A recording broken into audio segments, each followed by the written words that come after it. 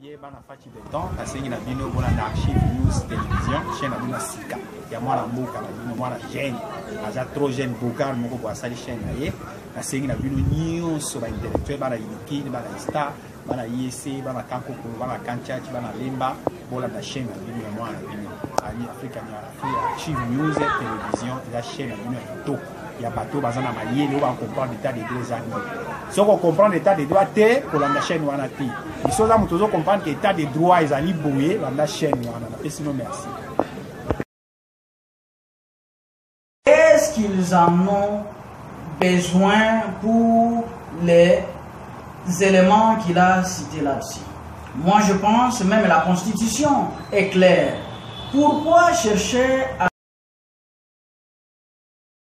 toute Congolaise a le droit de s'exprimer librement, mais en observant scrupuleusement les lois et règlements du pays et en respectant la constitution de notre pays. Monsieur que vous venez de parler, parce que moi je ne fais pas la publicité de qui que ce soit, il a droit, il est libre dans un état de droit de s'exprimer. Mais une chose, il doit savoir que les peuples congolais, qu'est-ce qu'ils en ont besoin pour les éléments qu'il a cités là-dessus? Moi, je pense même la Constitution est claire. Pourquoi chercher à compliquer les choses inutilement?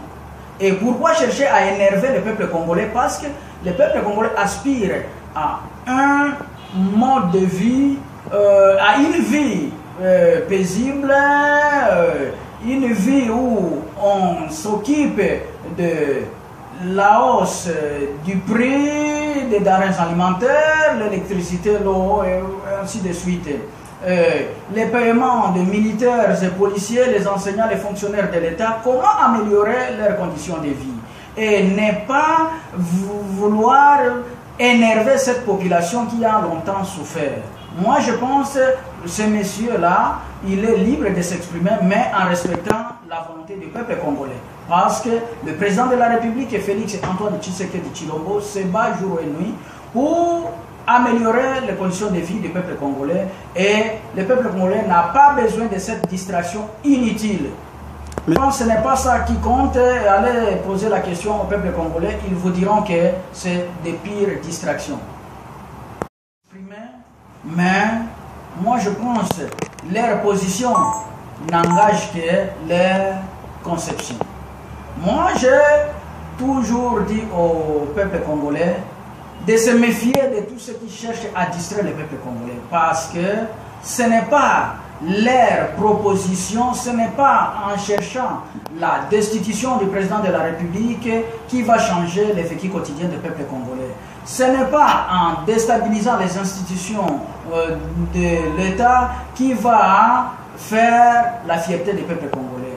Non, qu'il cesse de distraire le peuple congolais. Ce sont les deux candidats malheureux et ils n'ont qu'à attendre 2023 pour se préparer à les demander au peuple congolais s'ils peuvent leur accorder la chance de se faire élire. Moi, je pense que pour le moment, c'est une distraction. Le train a déjà quitté la gare et ne va plus reculer en arrière à cause d'eux.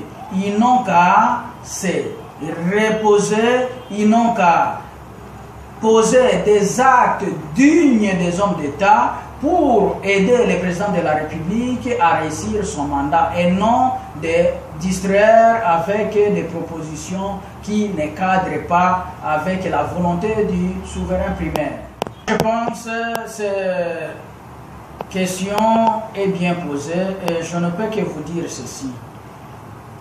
Ceux qui soulèvent ce point, qu'ils soient du FCC ou de la MOUCA ou de qui que ce soit, ils n'ont qu'à attendre, parce qu'à leur époque où ils dirigeaient ce pays, ils posaient des actes plus que ce que le président de la République a posé. Et personne n'avait demandé la destitution du président de la République.